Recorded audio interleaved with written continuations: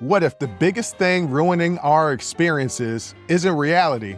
It's a story we've already decided to believe. We're going to get into it. Let's get it.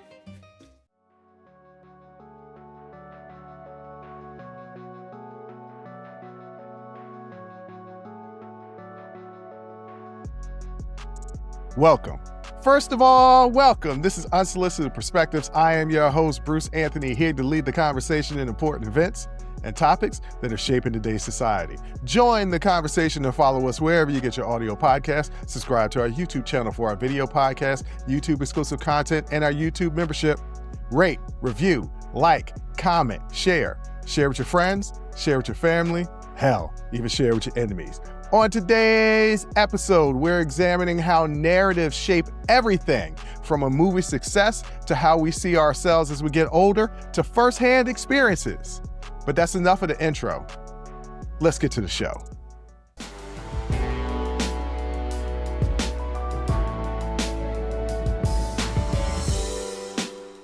What up, sis?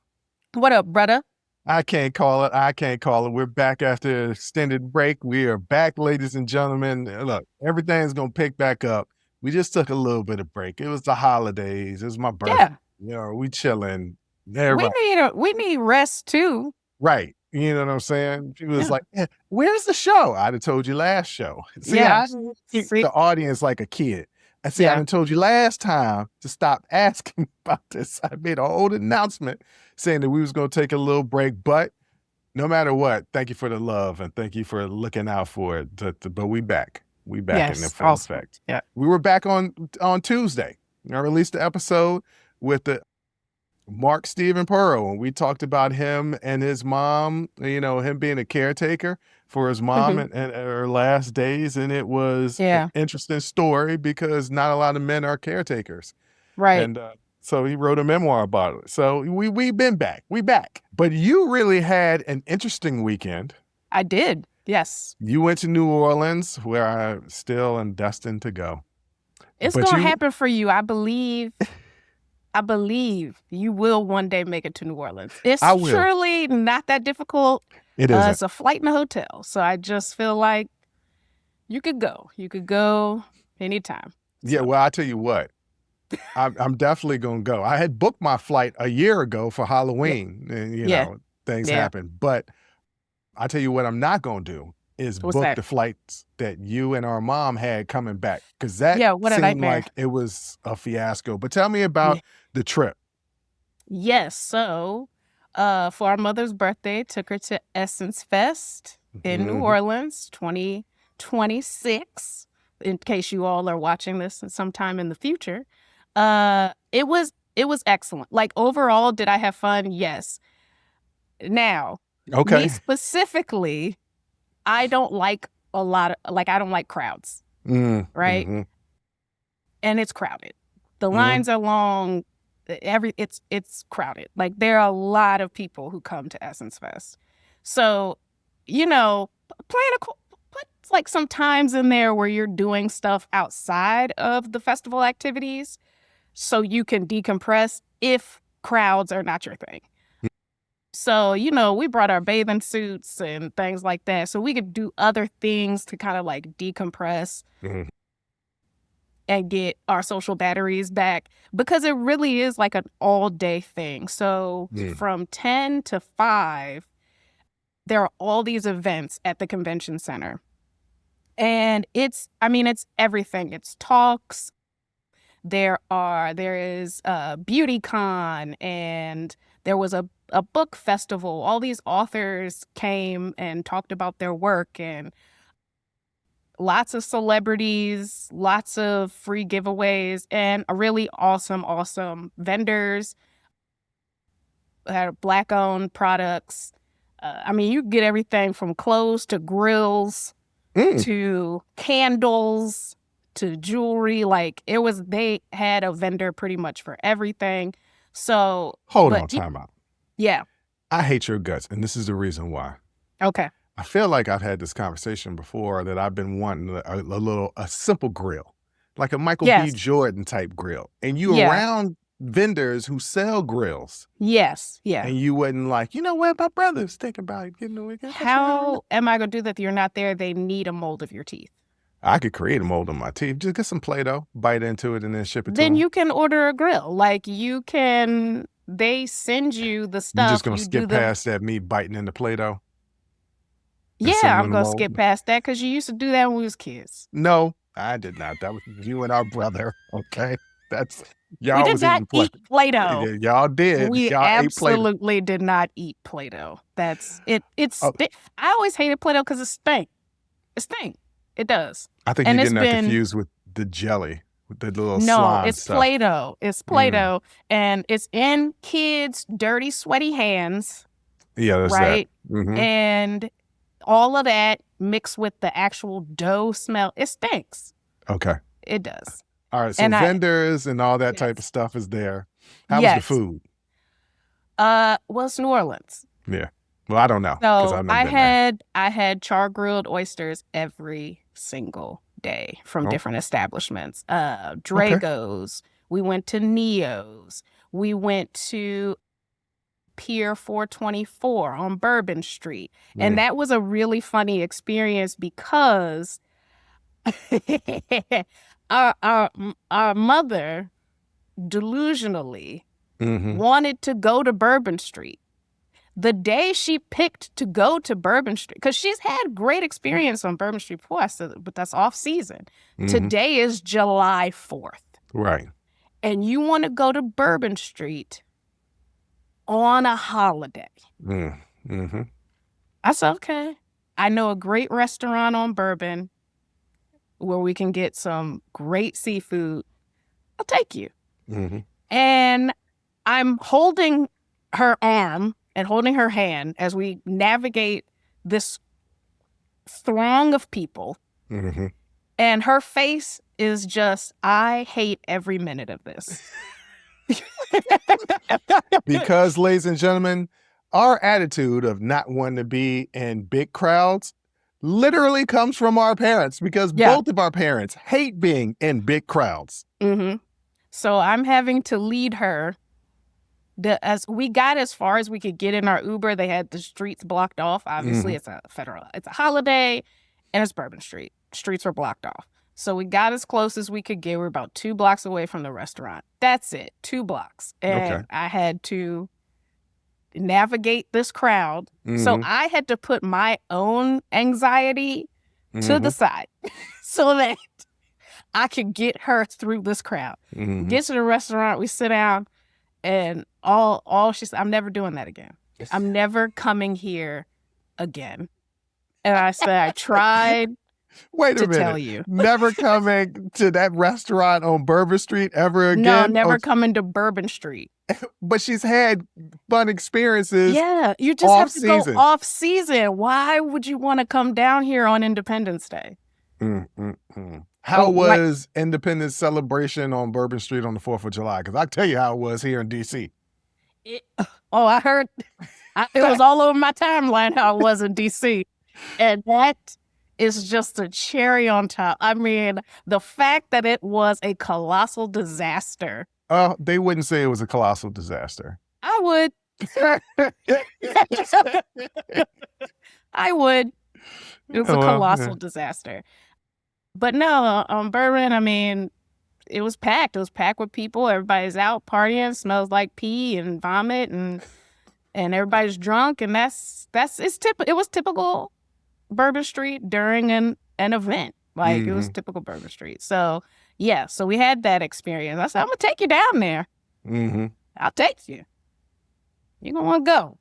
I'm gonna take you. And then she's like, how are we gonna get back to the hotel? We're gonna have to walk back through that crowd. That's exactly what we're gonna have to do. How bad was it? Because it was later. That means people are more drunk. It wasn't. We went for like an early dinner. So it was like 4 or 5 because the concert series starts, the doors open at 6 at the Caesars Superdome.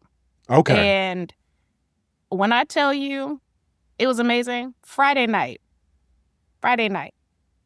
we are treated to a talk hosted by Keke Palmer with Michelle V. Obama, talking about her book, The Look, a New York Times bestseller. That book chronicles her style evolution from the time she was first lady to her life today, using fashion as a tool to communicate messages and tell stories. So the cool thing about that is when she talked about her fashion, she said, I was very intentional during my presidency that I don't discuss. Hold on now. Not my presidency. Man, wasn't her presidency. My first ladyship. Okay, there we go. Yeah. During the presidency, but her first ladyship, she was very intentional about not discussing fashion because as a woman, the first thing people discuss, no matter what your profession is, they bring up how you look. So she was very intentional about not discussing fashion, but she also used it as a tool. So she would say, for example, she always wore American designers, especially when they were traveling abroad. So say they went to Italy, right? Yeah. She would wear an Italian-American designer. Oh, that's dope. Yeah. Okay. So wherever she went, she would find an American designer of that heritage and wear their design. So it was amazing. And of course, hosted by Keke Palmer, who is, I wish she was my friend. And I rarely ever say that, but I wish Keke Palmer was my friend. Cardi B, Lotto, who else was there that night? Kalani. I mean. So Cardi B and Lotto's beef is over? Because they had some beef for a little while Did ago. they? No, I think technically they still got some beef. But that's good. They was performing the same night, so I don't know if anything happened backstage, but as far as on stage, it was great. Right. So, yeah, no problem. Saturday night. That's when our mother got her life. First of all. Okay. Patti LaBelle. Oh, my goodness. Not Patti. Now let me tell you, Patti LaBelle, 82 years young, up there singing down. Okay, but did she remember the words? Because Yep.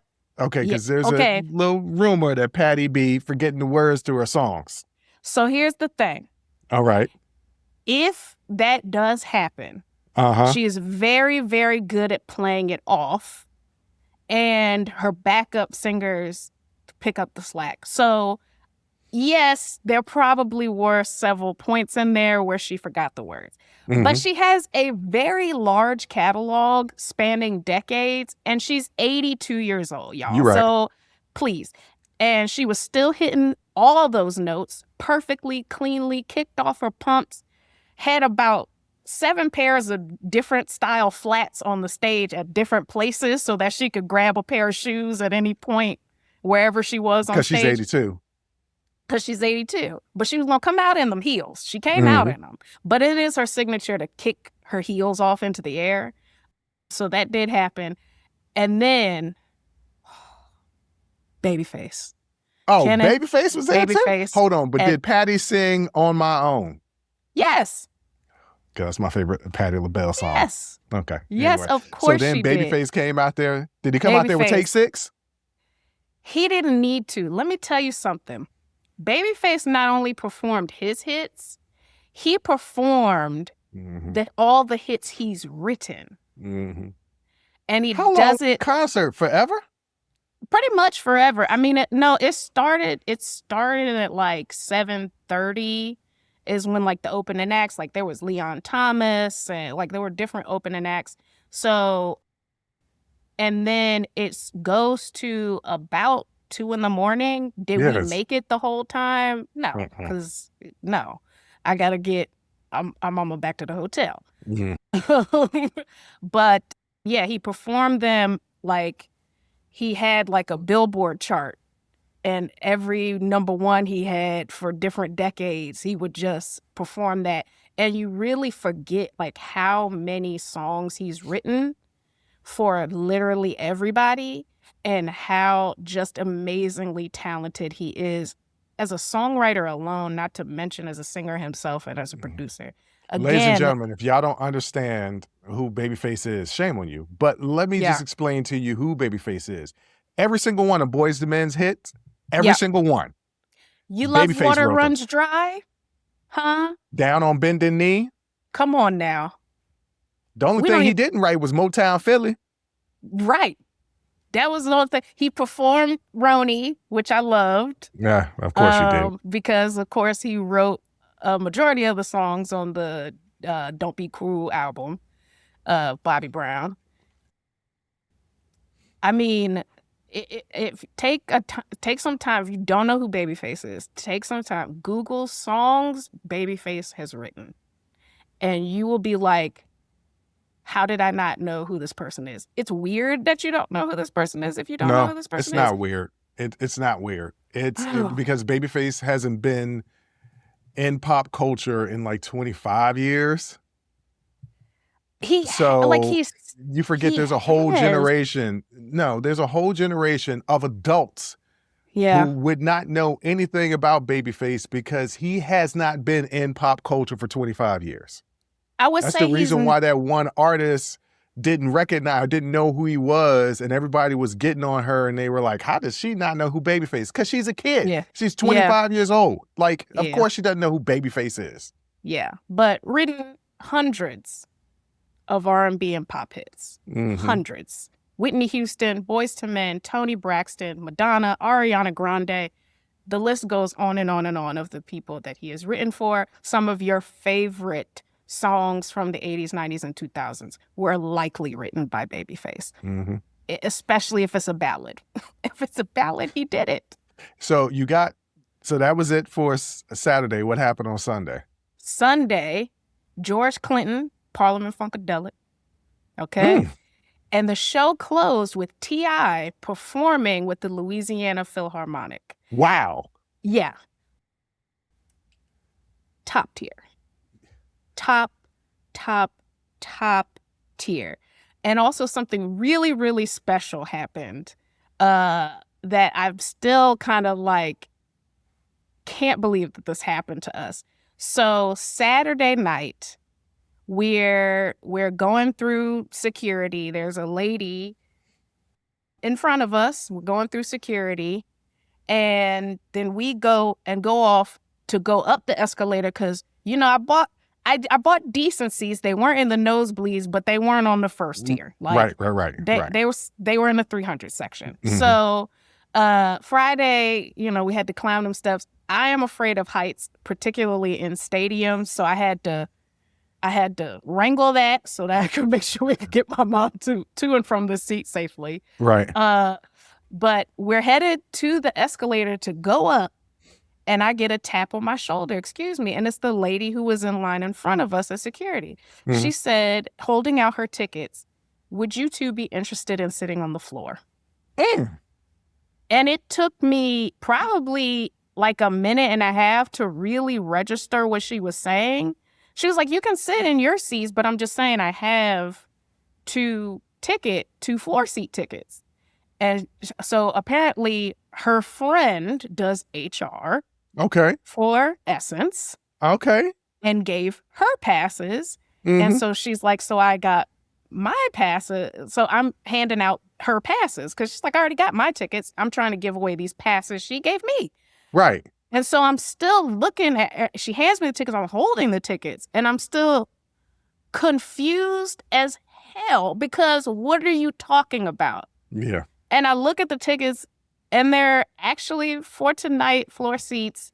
Yeah, she's like, you could just go down the escalator. She said it like that? No, I'm saying it like that. Okay. I said, we're not going up. Like, I'm looking at I'm like, we're not going up. We're going down the escalator. And we get to the floor. We're on the floor 20 rows back. And as we're going down the escalator. So y'all saw all of Patti. You saw Babyface's sweat. We saw it all, okay? And as we're going down the escalator and walking to our seats, we're still walking with her. I said, now, Ma, I can't do this for you tomorrow. Now, we're going to have to climb them steps tomorrow. She said, give me your number. I can help with that. And gave us floor seats for Sunday as well. All right. So, Jay, this is a difference between me and you. For the free, y'all. Yeah, this is a difference between me and you, and this is the reason why I get so agitated with you personally. I am so grateful that you and Mom got to experience that. Mm-hmm. Here is a resource. Did you get her name? Did you get her information to say I have thank her you? name, her number. Not only that, she lives in Maryland. Wow. Yes. What are the odds? What are the odds? Like, well, you know, you got to send her a thank you gift. Oh, yeah. Okay. That's already going to happen. All right. Yes, absolutely. Because what? Yeah, that was so that look. Woo! For the free? For the free. So y'all really, so Mom because Mom is a P-Funk fan. Yes. Yes. P-Funk fan. So, okay, yes. That's good. That's the reason why I ain't hear from y'all all weekend. Y'all was out there living. We was out there living our best life. To be honest with you, we were. Was it hot? Was it humid? Yes. So we had on a lot of linen. We looked great. We looked great.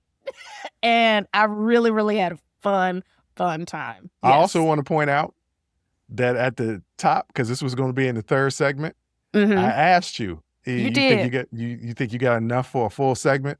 You did. He was like, nah, probably not. And you didn't talk for 20 minutes. Yeah. So you did have a full segment. Here's the thing. I forgot I'm me. And you forgot I'm me. No, I ain't forget that you was you, but I didn't know how focused you was going to be right now. Yeah, no. Yeah, honestly, that was the last thing I had on my list of like things to talk about. So, but yeah, that was really, really special. And shout out to her. I'm not going to say her name on here, but shout out to her. And yes, she definitely will be getting some sort of edible arrangement or some Sherry's berries or something from me, child. She's going to get something from me for sure.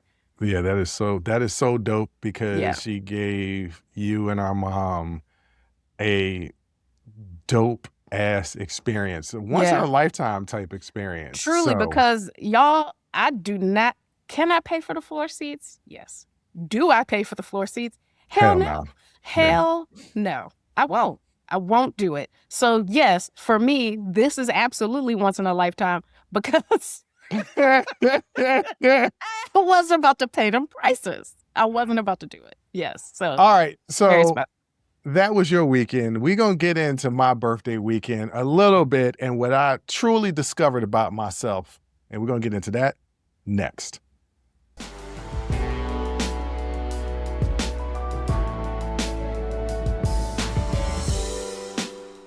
Jay, as we know, I had a birthday while you were in New Orleans. I was here in D.C., not going down to the mall to celebrate the 4th of July. It was too damn hot. And also it's terrible. There was that as well. People call, I got a lot of love on my birthday. Good. A friend of mine created this crazy AI image generating thing. Very hilarious. And that I was like, God, this encapsulates everything about me. The fact that I love chicken tenders, Red Lobster, and big booty women, right? Yeah. And my alcohol. Like yes. One of them, I didn't even notice. Somebody picked up on it and it says, drinks all the drinks. And I was like, that sounds about right. That's pretty accurate. So people were hitting me up and it was like, hey, what are you going to do today? And I told them, not a damn thing. And he was like, why? It's 200 million degrees outside. The night before, I went to go see Supergirl. We're going to talk about that in the next segment. But I went to go see Supergirl, and I went down to the local town center that I live in, which is a mile away, less than a mile away, right? It's a half a mile away. It's a whole mile if I walk down and back, right? Mm-hmm. So I'm walking back. It's midnight. It's midnight. I can't breathe because the air is so thick. The humidity is so thick. Yeah. I'm walking home. It's a half a mile. I'm sweating profusely. I sweat through my shirt. The shirt is drenched. I have to pull it off of my body. I can't just toss it or rip it off. I got to pull it and rip it and snag it off of my body because I'm dripping with sweat. And I said On that night, my birthday Eve, I ain't doing nothing. I had all types of plans for my birthday. I was going to go down to Old Town Alexandria, my favorite Mexican spot. And I was going to go down to my little town center. I was going to have drinks all day. People was going to pop in, pop out. It was going to be an extravaganza. You I didn't thought? do none of it. Yeah, I didn't do none of that because it was too hot. Also, I didn't feel like being bothered. that's I wasn't depressed or anything. I was excited for my birthday. I was excited to sit and do nothing. Actually, I called you. Yes. I FaceTime you. And by the end, you're like, all right, well, I'm done with this conversation. So I said, well, damn. You got to understand. You were trying to chill. People have been contacting me all day. You know, I had a very long conversation with our father, with my brother. Y'all were the last phone conversation. Matter of fact, I think I put my phone on Do Not Disturb after that. Yeah. And we was on the phone for a good 30 minutes, and I was like, all right, I'm about done with this. Yeah. That's exactly what your words were. I'm about done with this. Yeah. Well, at least look, at 46, I could be honest. But I started thinking about the time that I drove you down to Atlanta. And you love telling the story. And I want to say it was 10 years ago, right? Yeah, I've been in Atlanta 10 years. Okay, so it's 10 years ago, probably around the same time. And I drove down there. I drove the whole way. I moved your stuff out of your car into your new apartment. I moved your washer and dryer from my brother's old apartment to the new apartment, jump in the shower, get ready to go out. And my brother was like, what you mean go out? I mean, let's go out. The amount of energy you had that day is insane. And then this is all happening to me on my birthday. This is just stuff that's just coming to me. And I think about the last trip that I was down there in Atlanta, and you was like, you don't want to go nowhere and do nothing? And I was like, I'm chilling. Yeah. And you was like, what's going on? I mean, that's fine. That's fine with me. I'm not going to, make you do anything. But it was so out of character. Right. Because you're usually like, where are we going? Right. Because I normally got to get up and go. Yes. But I ain't like that no more. And then I saw something on Instagram or TikTok or YouTube, whatever. It was a reel of some sort. And the person was talking about being an introvert. Yeah. And I was like, oh, wait a minute. Because I haven't always been an introvert. I used to be an extrovert. And so I did a Google search first. And I was like, is there a correlation between getting older and becoming an introvert? And there is. But it's not necessarily solely an introvert. What happens is many people become quieter as they get older. That doesn't necessarily mean they're being antisocial. More often, they're becoming more intentional with their time, energy, and relationships. Yeah. So the real question is whether you're choosing solitude because it restores you or because you're emotionally exhausted. And it's a little bit of both. I do it for solitude. I'm not emotionally exhausted. I talk all the time. All the time. Part of it has been the podcast. It's also slowed me down in my personal life because I'm either filming the show or I'm interviewing somebody. And it's a lot of talking. And sometimes I don't feel like talking. People think, oh, Bruce, you must love to talk. Yeah, sort of sometimes. And then I'll be like, I don't want to say a word.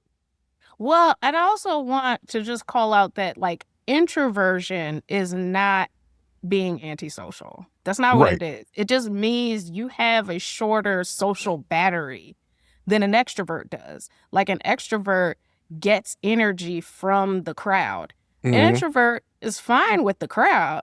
I just can't be here all day, every day. I also need time to myself. Like I have to have it in order to restore my social battery. So I have always considered myself an introvert. I've never considered myself an extrovert. I think a lot of people find that interesting, or they think I don't have any self-awareness. But I was like, if you get to know me, I don't go nowhere. Number one, it's got to be something for me to come out the house. And then, I'm just not talkative on the phone type of thing. I'll send you a quick text. My thing is I call if I have something to tell you or a question to ask. I've never called anybody just to shoot the shit. Like, I don't do that. I got a reason for why I'm calling you. Right. And then I would like to get off the phone. So it's like, so it's just because I just need, I talk all day. I'm in meetings all day. I'm talking all day long. And so a lot of times I don't want to hear or speak. Well, but back to my original thought process, it's about aging as well, right? Yeah. Because aging changes priorities. Mm-hmm. You're less interested in constant stimulation. You value is placed more on peace and meaningful relationships, kind of what you were saying. Smaller circles by choice. It's more selective, not less social, just like you're saying. So as we get older, we often trade parties for dinner with close friends, you know, right? We trade big groups for one-on-one conversations. We trade being noticed for being at peace. And I was talking to somebody. Yeah, you hope. Like, I was some people age and they don't age out of it. Yeah. Well, you know, but I mean, that's just who they are. And there's nothing wrong with that either. Yeah. I was talking to somebody, it was you and another person, about what a surprise birthday party for me would be like. Yes. Yeah. And the I ideal one. Yeah, and I said, what I would want is I would want everybody to think to have a surprise birthday party for me, but I don't actually want one. Yes. And so I was talking to another friend and it expanded out. People think because I had this podcast that I crave attention. There's no crowd. Yeah. So I treat this as just me and you having a conversation, or me and the person I'm interviewing having a FaceTime conversation. I'm really not thinking about the audience. It throws me for a loop when I see the numbers. Yeah. But I don't, if this was before an audience, I wouldn't be as comfortable. Right. I wouldn't be as comfortable. So, but I do like attention. Because I do peacock. I mean, I don't wear this dangling earring. Well, I do wear the dangling earring because I like it. But I mean, the fact that you have a dangling earring, you're drawing attention to yourself. So I do want attention. I don't want to be the center of it. Yeah. That's fair. I don't want to be the center of it. I do prefer to control how I'm perceived. And that seems kind of like, how do you do that? But seems kind of narcissistic. No. I mean, in the sense that I'm not an extrovert, so I don't like to be perceived, right, by a large amount of people. That's why I don't like you said, being the center of attention. I don't like crowds. I don't like being perceived by a lot of people at once because I don't have control over that. Yeah. So like I said, narcissist or a control freak. One or the other. Yeah, that's not, I would say control freak. Well, I was told I'm not a control freak. I'm a project manager. Okay. So, all right. I'll lean into that. Okay. Yeah. It's kind of just a nicer way of saying control freak, but okay. Sure. But, it's all in how you spend things. But I 100% agree with this. I think with age and experience comes like a change or a shift in your value system, right? Like, you would hope as you mature, you experience more things, there would be a shift in your value system. Yeah. Yeah. Like, when you're young, I know this is like a trend with people of like, people aren't necessarily out there looking for true, genuine friendships. They're looking for people who make them look good, right? Like, you always see it's a bunch of pretty women together in a friend group, or it's a bunch of really handsome or really tall men in this friend group, or like, but it's like, are you all friends because you like to party together and that's cool, but like, is there anything substantive about your friendship, or is it all superficial? And I think as you get older, you start to realize, man, some of these relationships are kind of superficial and they're not really serving me. And I'm into things that are serving me. And I really want, instead of just having these friendships with people that I just go out with, I will put friendships very loosely, because some of y'all, let me tell you, a girl's trip to Miami, that will let you know who your friends are. Because y'all can't seem to leave Miami as friends. You just can't seem to do it. Stop going, y'all. if you care about the people in your life, just stop going. But like, I think you just start to value as you get older your peace. Yeah. Well, and I want to go back to what you originally said, and being introverted isn't antisocial, but in a larger context, and being introverted versus being burnt out, or introversion versus burnt out. Like introversion is alone time, recharges you. You still enjoy people, you just need less of them. Right? Burnt out is nothing feels restorative. You feel emotionally drained, overwhelmed, and disconnected. So there's a difference there. And I don't feel, there are times where I feel drained, but I think anybody would feel drained if they decided to work multiple full-time jobs. Right. That was my dumbass decision. And I don't know why I decided to do that. But most of the time for me, it's just restoring. But what I have noticed is I'm definitely introverted now, because that restorative time is more consistent and takes longer. So I did something the other day, and all I did was go to the gym and come home and take a shower. And I was like, I need to sit down for a couple of hours and not do nothing. Because that took everything out of me. That's age, and that's also being an introvert. Whereas I used to be able to do things all day long, jump in the shower and get ready to go out and spend all night out. And I can't, I don't even want to do those things. I don't want to. It was funny because the whole time in New Orleans, you know, as our mother starts to get tired, she's like, I don't want to ruin it. You can stay. I'll just go back to the hotel. I was like, I'm middle-aged. I'm tired too. Right. I don't stay. I'm in the bed at 9:30. I don't stay out late like this. No, you are not. You are not ruining my time. I'm tired too. I'm waiting on you. I'm tired too. And I say this all the time. I can do one thing. One thing a day. If that takes me out the house. So if I go to the grocery store, that's my thing for the day. I can't, don't ask me, hey, can we go this place and then this place, this, that, run all these errands. No, I do one thing.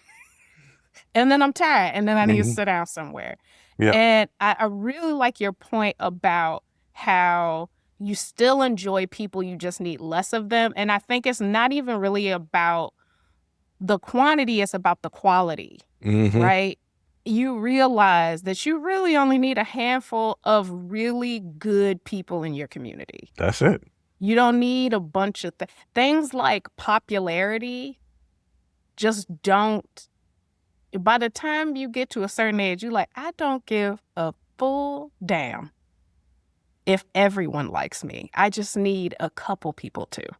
Oh, I personally don't need anybody to like me. I am who I am. Like that. Let me just start with that. I personally don't. I could give a full damn. If people don't like me, I don't care, because I like me. And it took a long like the people time. That I choose to be in community with, I would prefer that they like me. I would prefer everybody to love me, but there's no craving people, or craving may not be the right word. Like, I don't need it. I don't need it. No, right? I don't need it. It's more of like, you know, I would rather have around me people that actually are for my good. And who really, like, that is what I don't need a bunch of people. I just need a handful of really good ones. That's it. Well, see, me and you are a little different in this regard. We both, we grew up in the same household, so we both moved around a lot.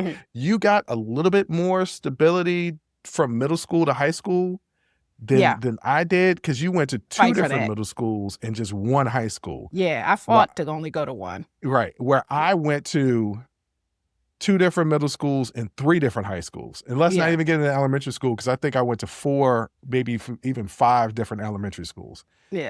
We moved around so much that people that were my closest friends, like, you move away from. right? Yeah. There's the natural evolution of growing up and you just grow out of friendships, but you just, Yeah. so And those it's type of, object permanence, right? there's that, well, that's what they say I might have. That hasn't been diagnosed by, certified. Well, I definitely do. And so You do. it's if I move, even if we work for the same company, if my desk moves, if I Yeah. change teams, I talk to the people around me. You know how many women have resurfaced in my life, Hmm. and I'm like, yo, you are real dope. Like, what happened? How come we didn't work out? And they'll say, Bruce, you just kind of disappeared. And I was like, how do you, wait a minute, what do you mean that I disappeared? They was like, yeah, it was just like one day I didn't hear from you, then the next day I didn't hear from you, and the next day I didn't hear from you, and I just felt like you were ghosting me. And I was like, I probably wasn't ghosting you, especially if you didn't do anything wrong, but who knows, because of my memory, it don't take much to aggravate me to be like, I'm off this. Yeah. But I was like, but also, if I don't hear from you, and don't take it the wrong way, I just forgot about you. Yeah. I just forgot.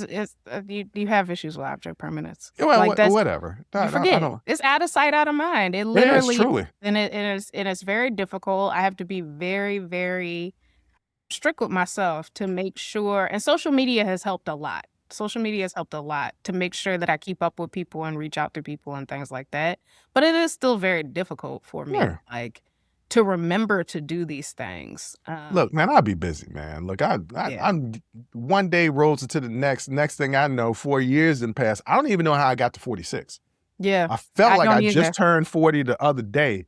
Yeah. Where the hell did the 4, 5, 6 years go? I can't believe I've been in Atlanta for 10 years. Exactly, right? It's like 10 years. Yeah. You've been in that house for 5 or 6. I've been in this house for 10 years. Sorry, I've been in Atlanta for 11 years. I've been in this house for 10. This month. Oh, okay. All right. Well, Mhm. there you go. So, you got to Yep. throw a party. 10-year Oh, anniversary. I hate doing that. Yeah, well, you do and you don't. But also, so people were asking me, like, when are we going to get together? When are we going to do stuff for my birthday? And I do. I want to get together with everybody. I want to hang out.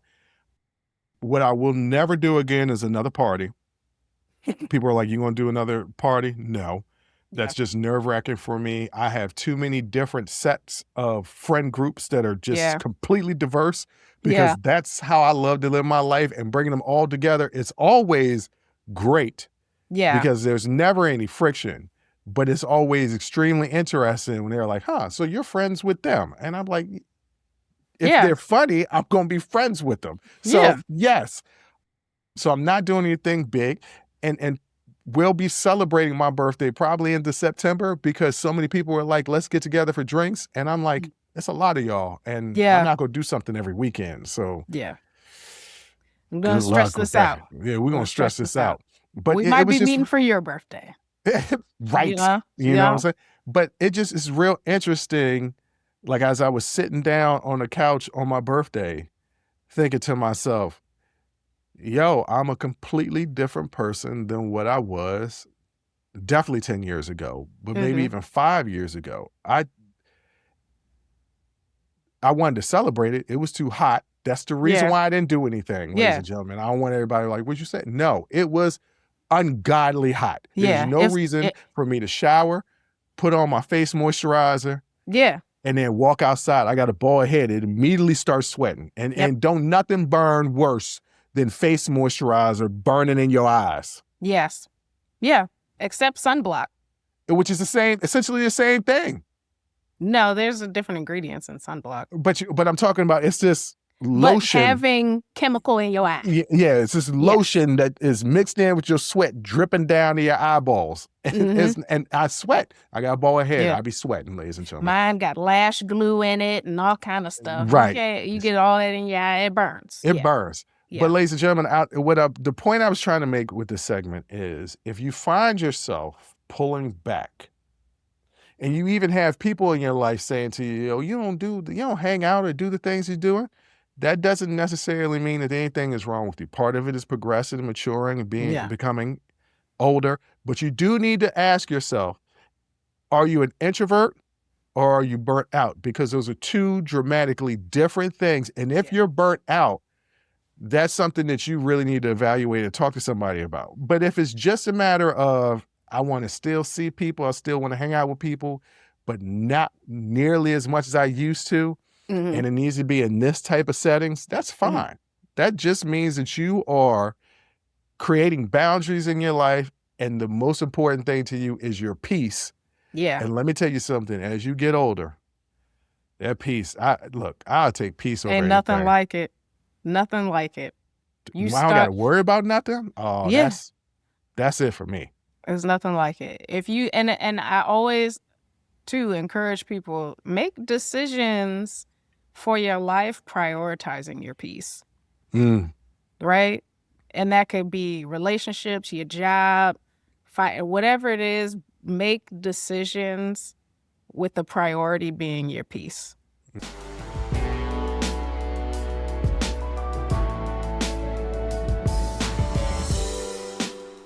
All right, Jay, to wrap it up today, I want to talk about something that is near and dear to my heart. Now, as I said in the last segment, my birthday eve, I went down to go see Supergirl. Was extremely excited to go see Supergirl. Been looking forward to it. Yeah. I knew by the mere fact that it was a woman that is the star of the movie in a masculine-ish type of role, that there was going to be backlash. So I couldn't see it when the movie first came out. I had to wait exactly 1 week. And I avoided going online or reading anything. I was like, I want to experience this for me without it being tainted in any way. So I went to go see the movie. I enjoyed the movie. Let me put that first by saying I enjoyed the movie. Okay. A lot of people have not been enjoying the movie. So much so that the $275 million budget, they ain't gonna make that back. Looks like they're gonna lose $100 million from the studio, and that they only got 37 to 38 million on opening day weekend. And let's just put it into context. Spider-Man Brand New Day is coming out later this month. Okay.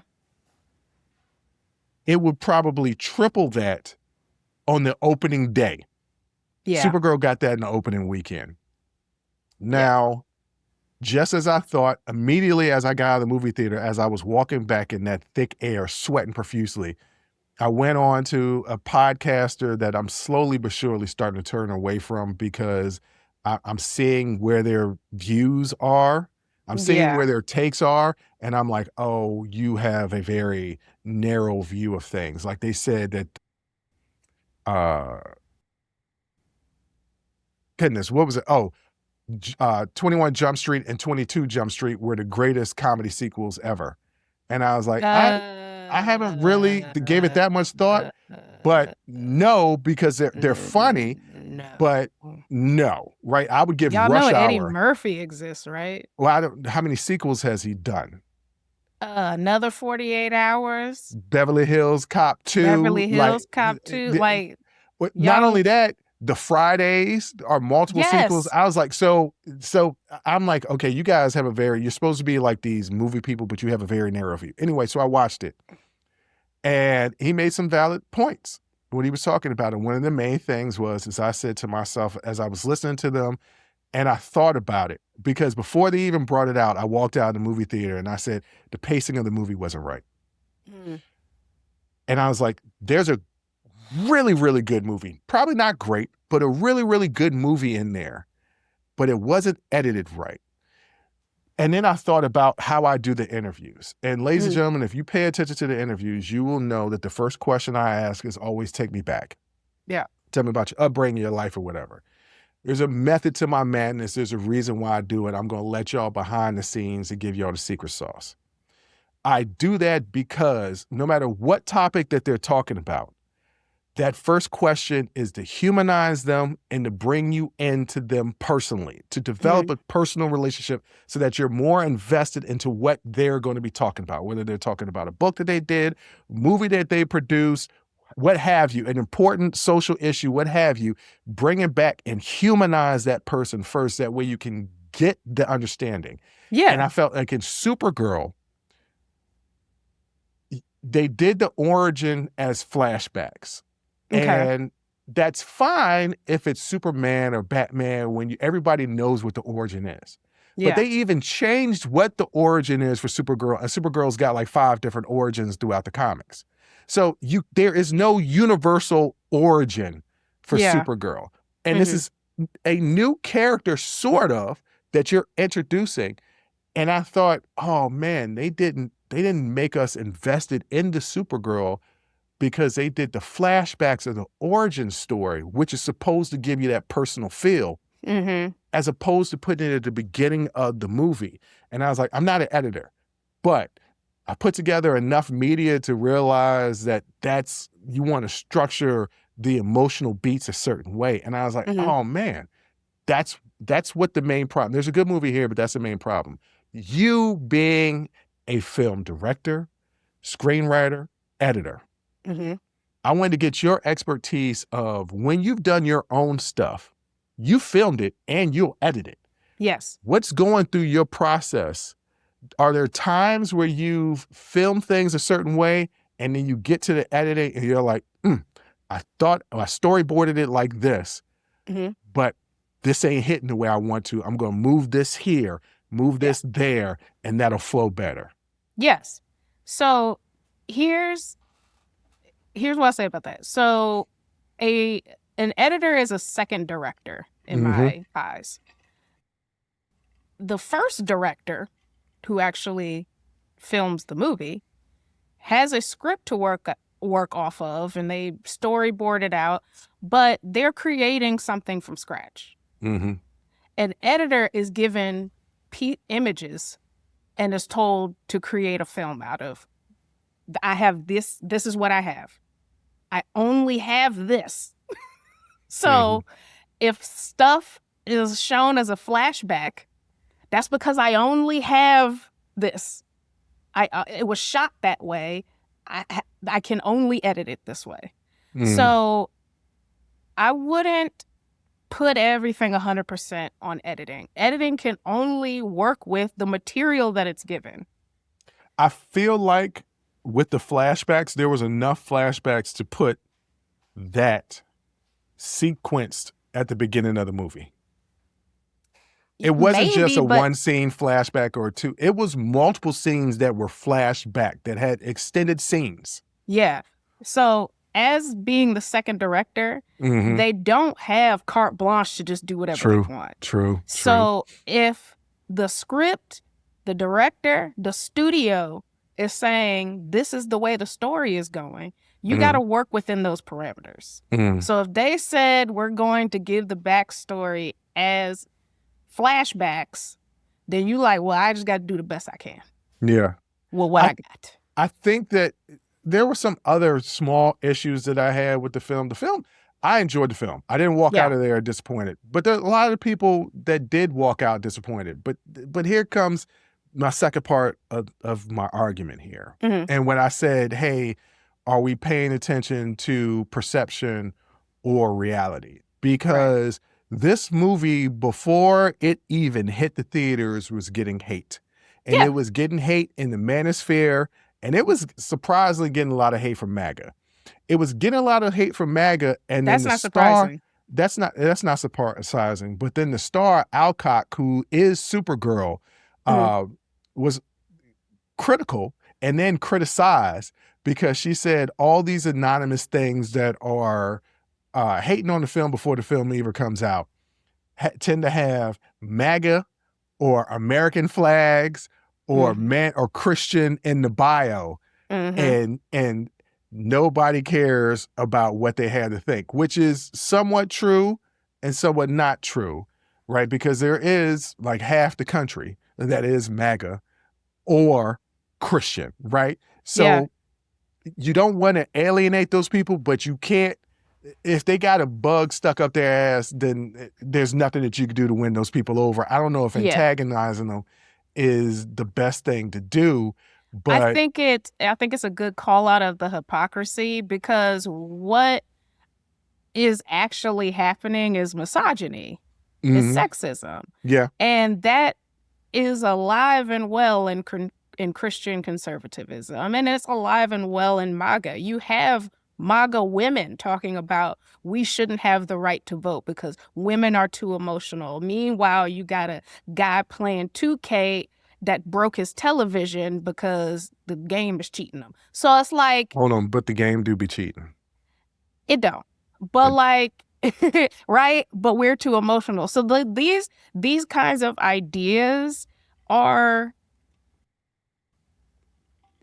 alive and well within these circles. So it's like, it's calling out the hypocrisy. You say you're a Christian, right? But women with power, any kind of power, you are actively oppressing them through your vote, through your religious views, and all of these things. Like, mind you, it's like 51, 52% of this country is female. Mm. And so this is an attack on the majority. I think anytime you see a woman or women headlining or starring in something and they are powerful in some way, That's it's the key, always that they're going to be a powerful. problem Yeah. for people who live their lives by the rules and the ideology of patriarchy. I mean, there's that. There's also Warner Brothers Discovery. And they do a great job of marketing this movie. Like like when they marketed Superman last year, it was everywhere. Yeah. And there are a lot of people who are like, there's a Supergirl movie coming out. I'm like, well, yeah, I think I guess. saw one trailer. Yeah, like there wasn't a lot of marketing, so that's a realistic reason why and then And they for the got price tag, poor I reviews. find that very strange. Hmm. For the price tag, you would think, to make my money back, I need to throw money into the marketing for Actually, this. when I think about it, I'm trying to think of women-led movies that were highly marketed. I think Wonder Woman was, but I think that might have been it. I don't think Captain Marvel was. You know, I just think women leads where they have power don't get marketed like that because, patriarchy. A lot of men are afraid with women with power. That's the thing that I'm most attracted to. I don't want no delicate ass woman. Yeah. You know, I want a boss. There's nothing wrong with being delicate and living in your femininity, and we all want a soft life. I say what I like. Say what I like. But to fear power in women, you have to ask, why do you fear women with power? Well, it's the same reason you fear people of color with power. It's the same reason you fear people of different sexual orientations or gender identities with power. It's because you think that they're going to treat you the way that you've been treating them. Facts. I brought all this up because I was so glad that I knew. I knew before reading any reviews, like I knew. I knew what was going to happen. And I'm so glad that I just said, I'm not going to pay attention to anything. I'm just going to go see the movie because I enjoyed the movie. Yeah. I enjoyed the movie so much. I don't think I watched Superman, the movie that came out last year, multiple times. I think I've watched bits and pieces of it multiple times, but nowhere near like when Man of Steel came out. I think I've watched that 30 or 40 times from beginning to end. Yeah. It's one of my favorite movies of all time. But Supergirl, I feel like I'm going to re-watch it over and over again. And part of it is, it's not just one strong woman. It's two. And the second strong woman isn't a woman yet. It's a little girl. So it's got me hooked because I'm like, not just one strong woman. You got two. Yeah. And it's a junior strong woman. That's the reason why I loved Captain Marvel movie. If you love, wait a minute, did you see The Marvels? The Marvels, yes. If you like The Marvels, go see Supergirl. You'll see what I'm saying about the editing. But the movie is still enjoyable, but I feel like if I was like went ahead of the studios Mm-hmm. and they showed it to me beforehand. I was like, the movie, there's a really, really good movie in here. I think it's enjoyable. I think that what you have as a flashbacks needs to be in the beginning. Well, Mm-hmm. we've already shot it. I'm gonna give you money for reshoots because let's do this right. Yeah. Because we're introducing this new character and she already gonna get backlash. Yeah. Also, here's another $100 million for marketing because I didn't see this on the Super Bowl. I've Yeah. seen so many Spider-Man trailers. Mm-hmm. I ain't seen no Supergirl trailers. But ladies and gentlemen, I'm just telling you, I enjoyed the movie. If you are a father or mother and you are trying to breathe power and light into your daughter, Mm-hmm. little girl, that she can be anything that she wants to be, whether she wants to be a princess or a badass warrior, you could take her to go see this movie. Yeah. And know that character does that. Yeah. Yes. So And- that's just and my that's- 2 cents. That's the beauty of movies. Like, we can get technical and we can start dissecting the technical aspects of a film. But ultimately, the point of the entertainment industry is to entertain. So if you had a good time, then it was good. Yeah. And that's it. Like, it's not that hard. Like, I think we listen too much to critics and film reviews and things like that. People giving their, technical opinion. Like, did you enjoy watching it? Did it entertain you? Are you not entertained? Then Are you not it was entertained? then it was a good movie. Mm-hmm. And just leave it at that. Yeah. Is that what you want to leave the people with? Because that was pretty good. Yeah. All right, you don't want to leave with nothing else? Nah, that's it. That's it? Okay. Yeah. As we wrap today's show, I keep coming back to one word. It's the word that I use for the title of the show, perspective. Talking about Supergirl, and whether you think the movie failed because of bad marketing, politics, poor editing, or simply because the audience didn't connect with it, the bigger lesson is how quickly narratives can take on a life of their own. We talk about getting older and maybe becoming a little bit more introverted, but maybe we're asking the wrong question. Maybe it's not that people become antisocial. Maybe they just stop giving their energy away so freely. Maybe wisdom isn't about having more people around you. It's about knowing who deserves access to your peace. And hearing Jay talk about her experience at Essence Fest was a reminder that there's still incredible value in genuine community. In a world where we're constantly connected online, there's something powerful about being present with people in real life, sharing culture, conversations, and experiences that can't be replicated through a screen. But here's the uncomfortable part people don't want to talk about. So much of our lives today is shaped by stories we've accepted before we've had our own experience. We let headlines decide whether a movie is worth watching. We let social media decide who deserves our attention. We let other people define what success looks like, what getting older should feel like, even who belongs in our lives. Somewhere along the way, we stopped experiencing life for ourselves and started outsourcing our opinions. Maybe that's the reason why people feel so disconnected. Not because we're surrounded by wrong people, but because we're listening to the wrong voices. So this week, challenge yourself to experience something before you judge it. Protect your peace without isolating yourself. Build real relationships instead of chasing digital validation. And never let someone else's narrative become the author of your own life. Because the strongest perspective you'll ever have is the one you earn for yourself. Ladies and gentlemen, I want to thank you for listening. I want to thank you for watching. And until next time, as always, I'll holla. Whew, that was a hell of a show.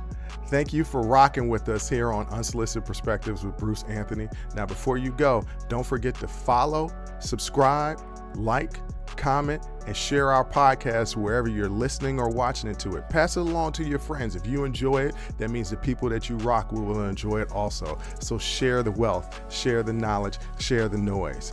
And for all those people that say, well, I don't have a YouTube. If you have a Gmail account, you have a YouTube. Subscribe to our YouTube channel where you can actually watch our video podcast and YouTube exclusive content.